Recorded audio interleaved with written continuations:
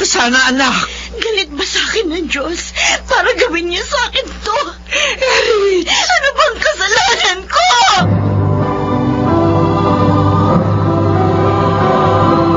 Handog ng DZRH ang tula sa kanyang panahon. Kung minsan ang pagmamadali ng tao ang nagiging dahilan ng kanyang kabiguan.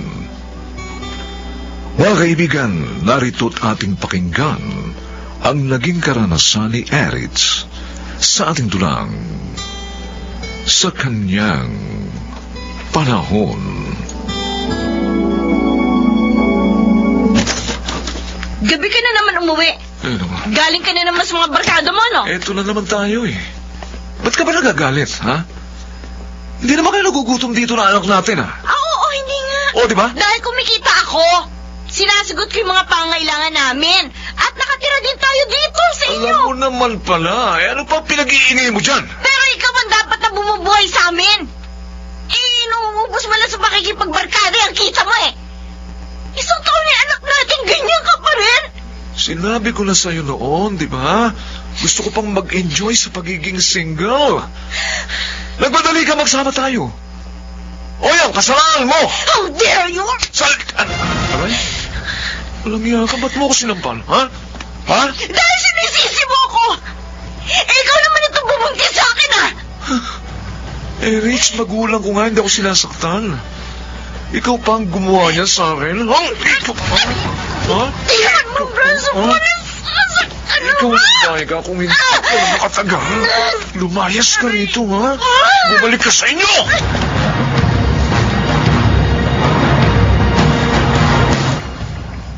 Desidido ka na bang makipaghiwalay kay Joey? Opo, Ma. Walang iya siya. Walang iya siya. Irresponsable. Hindi na nga nagbibigay ng kita niya sa akin. Nakukuha pa ako saktan. Kasi nga pareho pa kayong bata na magsama. Nakagraduate lang kayo ng college, nagsama na agad kayo. Dahil nga buntis na ako, Kuya Ralph. Yun nga. Dapat iningatan mo ang sarili mo para hindi ka nasaktan ng ganyan. Wala na tayong magagawa. Nariyan na yan eh. Sikapin mo na lang na buhayin na maayos tong apo ko. Yun talagang gagawin ko, Ma. Ipapakita ko kay Joey na hindi namin siya kailangan ng aming anak. Erich? Po. Bakit ganito apo ko? Ang init. May lagnat siya. Hindi ko napansin, Ma eh. Pero iyak nga siya ng iyak kanina. Ngayon nga lang siya natigil eh. May rasha siya. Tingnan niyo. Aba, Oo nga, Ma. buti pa, dali na natin sa ospital ang pamangking ko. Baka kung ano na yan.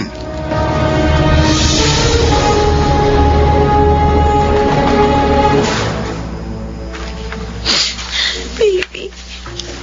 Baby ko. Sorry, anak. Hindi ko namalayan. Namidengge ka na pala. Dahil sa problema ko sa daddy mo, napabayaan kita.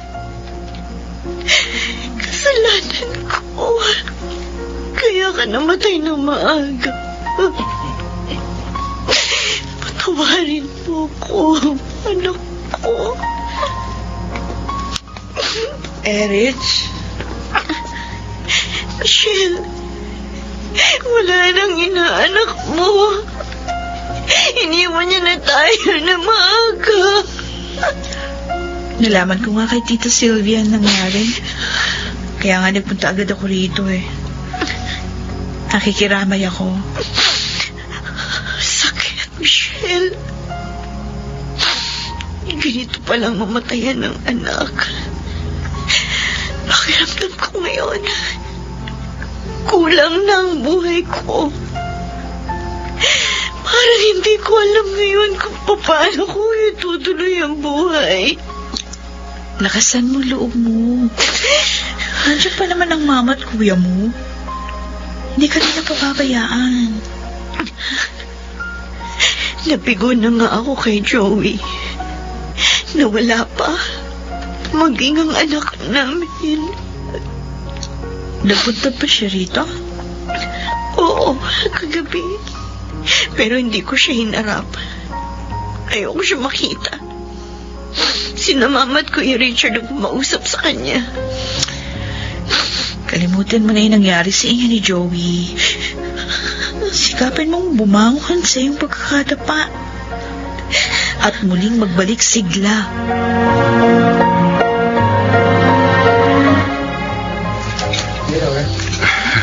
Thanks, Rich.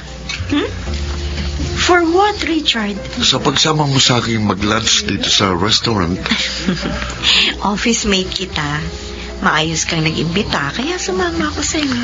Mabuti na lang pala. Dito ko nilipat ng main office sa inyo. Bakit? Dahil nakilala kita, mas naging masaya at makulay ang buhay ko. Richard? Huwag kang magalit, ha? I think I'm falling in love with you.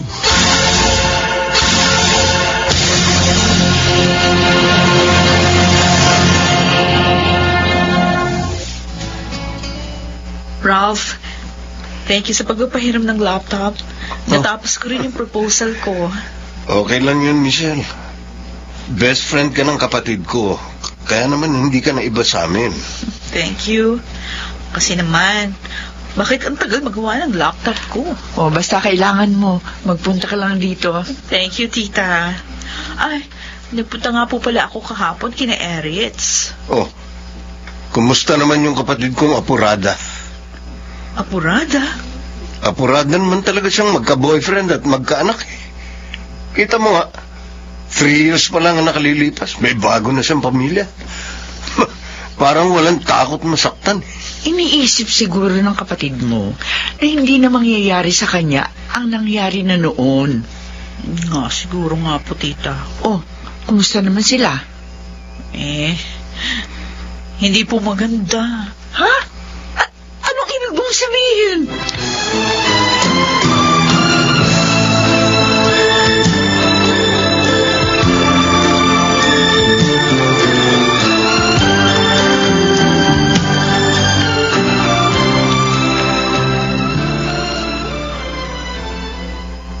Bakit ngayon ka lang? 1 week ka nawala? Saan ka galing? Di ba sabi ko sa'yo, may seminar kami sa Cebu? 3 days lang ang sinabi mo. Pero 1 week kang hindi umuwi. Nag-relax muna ako. Nakakapagod din magtrabaho, Erich. Sinungaling ka. Ano ka ba? Bakit ka ba namamalo? Totoo naman ang sinabi ko eh. Nakausap ko yung kaibigan mo, si George. At nalaman ko na walang seminar sa Cebu. Ha? Ano bang pagkukulang ko, Richard? Para lukuhin mo ako. Inaasikaso ko naman kayo ng anak natin, ha? Kahit pa may trabaho ako. Pero bakit niloko mo pa rin ako? I'm sorry, Erich. Siguro nga, panahon na para malaman mo. Oo, meron na akong iba. Hindi. Richard. At siya nang mahal ko ngayon. Kaya sana, para hindi na tayo mahirapan pa, maghiwalay na tayo. Walang yun ka. Ano ko? Okay lang. Kahit sampalin mo pa ako. Alam ko na masakit ang ginawa ko sa'yo. Mahal kita, Richard. Pero hindi na kita mahal ngayon. So, please, maghiwalay tayo ng maayos. Hindi naman tayo kasal. Huwag kang mag-alala, sustentuhan kong anak natin. May sakit ang anak natin, Richard. Kailangan ka namin.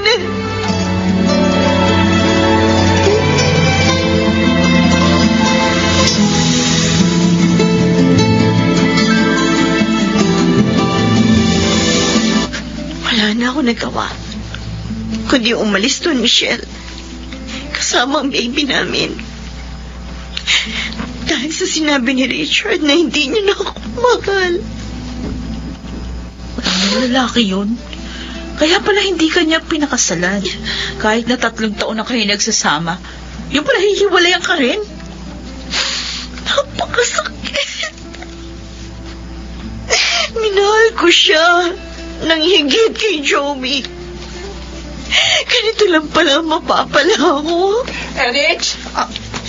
Eric! Si tita! Ma? Bakit po? Si baby! Hindi makahinga! Ano po? Dali natin siya sa ospital ngayon din!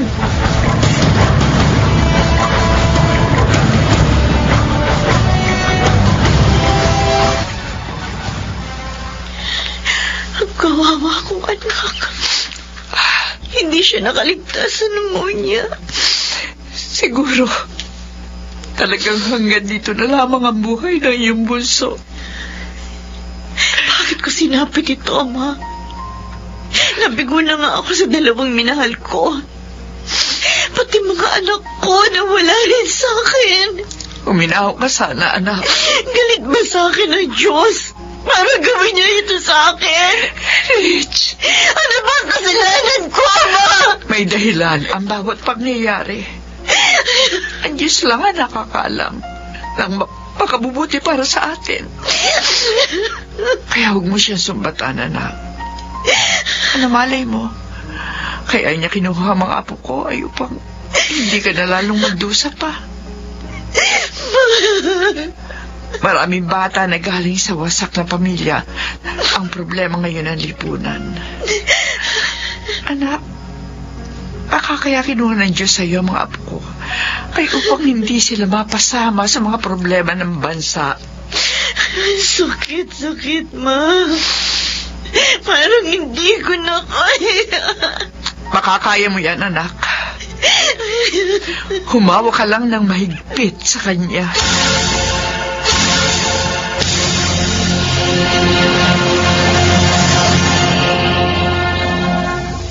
Ay, buti naman nagpapahangin ka na dito sa garden ninyo, Eritz. Alala na sa akin sina Mama at Kuya. Kaya naisip ko, piliting magpakatatag. Ayoko nang bigyan pa sila ng dagdag na problema. Tama. Right move yan. Yan ginawa mo. Ngayon ko rin na-realize sa mga pagkakamali ko. Pagka-graduate ko pa lang, hindi ko pa nga napapasaya si Mama. Nagkaanak na ako.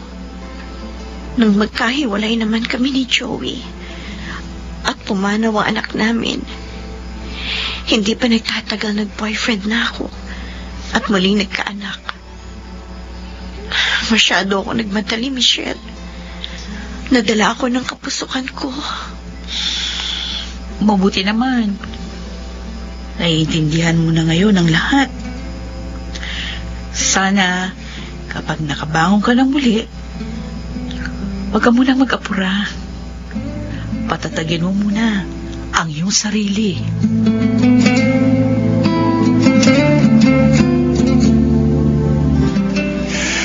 Totoo ang sinasabi ko, Eritz. Kursunada ka ng office mate ko. Naiinis na nga ako sa pangungulit niya sa akin. Sorry na lang siya, Kuya. Focused ako ngayon sa career ko. Oh? Talaga, ha? Oh, yes naman. Candidate yata for promotion itong sister mo. Ay, naku, magandang balita yan, anak. Kaya nga po, nagsisikap ako talaga, Ma. Ayoko munang isipin ang tungkol sa pag-ibig. Sariwa pa rin sa akin ang sugat ng puso ko. Ganyan nga, anak. Pagalingin mo muna ang iyong sugat. At hayaan mong ihayag sa iyo ng panahon ang kalooban ng Diyos.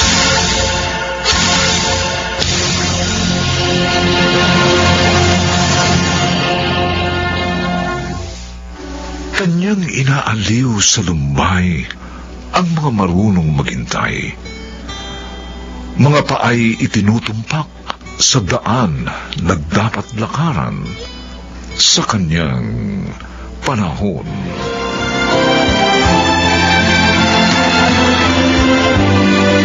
Mga nagsiganap, Chiquit del Carmen Amor, Susan Robles, Lionel Benjamin, Rosana Villegas, Phil Cruz, at ang inyong lingkod, Special Sound Effects Jerry Mutia, Technical Supervision Eric Lucero at Bong Muyar, Musical Scoring Buboy Salonga. Ang kasaysayang ito'y mula sa panulat ni Telma Corporal Alcantara. at sa pinagsamang direksyon ng inyong lingkod, June Martin Legaspi at Bobby Cruz. Sa kanyang panahon.